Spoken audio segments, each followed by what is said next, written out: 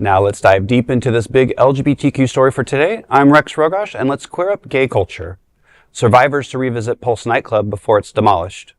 9 years after the Pulse Nightclub shooting shook the heart of the LGBTQ community, survivors and families are returning to their site in Orlando one last time. The building, where 49 people were killed and 53 injured in what was then the deadliest mass shooting in U.S. history, will soon be torn down to make way for a permanent memorial. Orlando purchased the property in 2023 for $2 million, with a $12 million memorial expected to open by 2027. This week, about 250 survivors and family members were walking through the nightclub in small groups. Family members of the 49 victims can bring up to 6 guests. Survivors, many of whom have become vocal advocates for gun law reform, are invited with one companion and will also have a chance to speak with FBI agents who investigated the massacre. Brandon Wolf, who survived by hiding in a bathroom, was chosen not to return. Now, with the Human Rights Campaign, he said, quote, "The site of the tragedy is where I feel closest to the people who were stolen from me. For survivors, the last time they were in that space was the worst night possible. It will be really hard to be in that space again," end quote. The Pulse shooting left a deep scar, but this memorial aims to honor, love, not fear.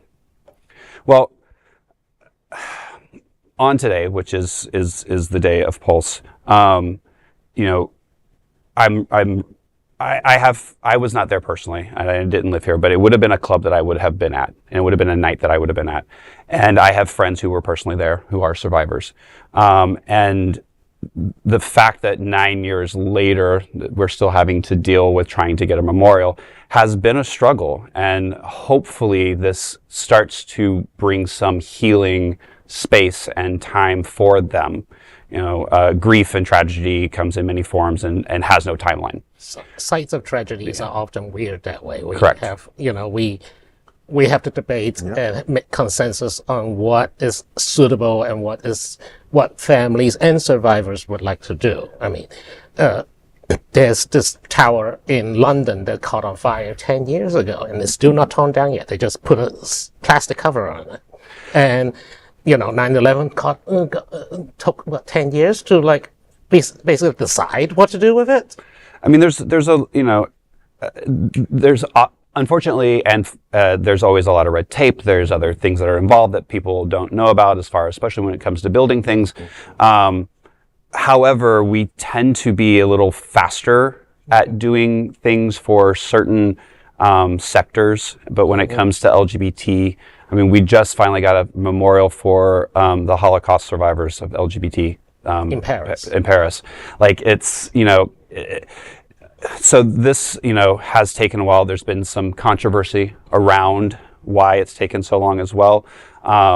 So I'm glad to see that it's finally moving forward, so that way we can gain some closure for those people who are survivors and the family and friends of the people who unfortunately we lost. No, I hear you on that, but as you were through, Pulse, it was a wound, it's a scar on our community of what that man did to us. Absolutely. I was not there either, but we all felt it that day.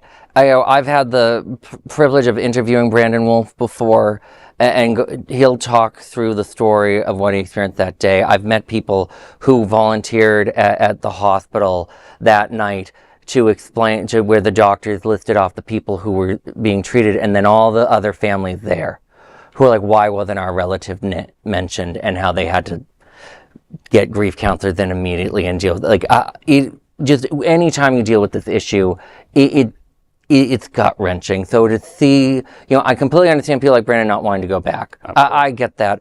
Taking a little while on a memorial, as you were saying, it's hard because you do need to get input. The owners, I believe they tried to do something.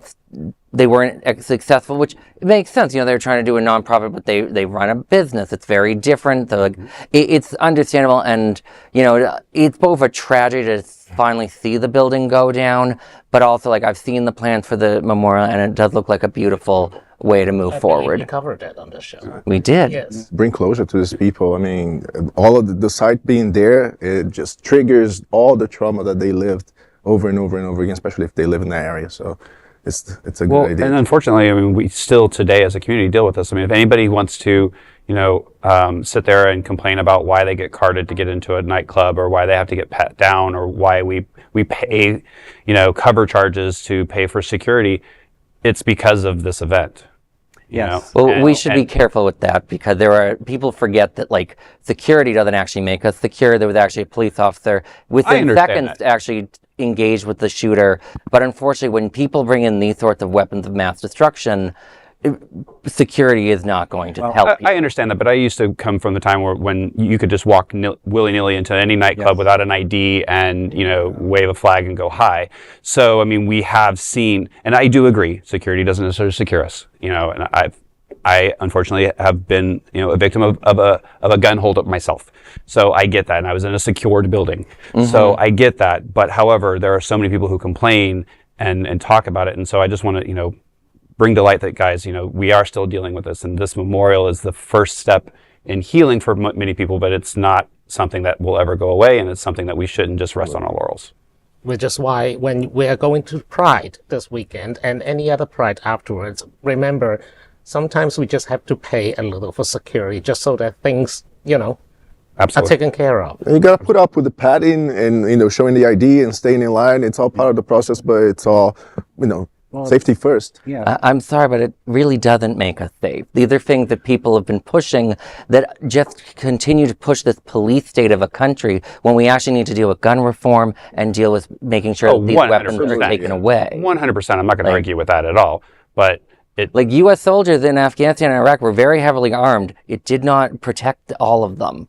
I'm just saying, you cannot truly make things secure when these sorts of weapons are out in the public. And I think, Alex, that's a great long-term goal. But, being involved in city government in the city of Wilton Manors, and knowing the mayor and some of the commissioners personally and some of the planners, I think it's wonderful that they do have made the budget for scanning people. It's not something that I enjoy. But if you look back to some of the tragedies, such as what we're talking about today, it's our reality now. It's not our goal for the future. I was lucky enough to enjoy many prides in New York City over the years before I came to Florida over 5 years ago. And certainly to have to go through those maneuvers to enjoy an event, at first it was a little bit put offish. But, certainly I understand. No, I mean, Wilton Manors commissioners, I think their handling of Pride has not been appropriate. I think greater policing doesn't help, especially since we're going to talk about policing at Pride. In Florida, they're using the police to target people in new ways. I have no idea what policing at Pride is going to look like now. What about immigrants at Pride when you have this much policing? And at the end of the day, as I said, not only were there police at Pulse, there were police at Columbine. There were police targeted by a shooter in Dallas once. The good guy with a gun does not help. It is a myth that I have written about for years, disproving, and I really worry when I see people continue to push this. But at the same time, this memorial, fortunately, isn't part of that. Well, and just to let you know, and I don't want to take away from the main topic here, but when I attend a commission meeting in the city on behalf of the West Side Association, everyone that goes into the meeting has to go through a scanning process. And unfortunately, we look at a story, I believe that's going to be tonight. Harvey Milk was gunned down. He was a government official. You like to think that things like that don't happen. We've had people go off the rails in Wilton Manors on several occasions. And I won't take away from this main topic, but, Well, unfortunately, San Francisco did have metal detectors back then, with a former city councilor who went through an old unlocked window, but that's a whole other story. Well, I mean, like I said, as you can tell, Pulse and other current events have really, scarred our community, and not just our community, but, the United States in general. So this memorial is definitely a step in the right direction, and we obviously have a lot more to talk about and a lot more to debate, both on both sides, what's right and what's wrong, and how things should be handled. But at least we're talking about it openly, and hopefully we're moving forward. So that is our big LGBTQ story for today. There is no other queer nonprofit media platform like this in the entire world. Support our LGBTQ stories by subscribing and sharing Queer News Tonight.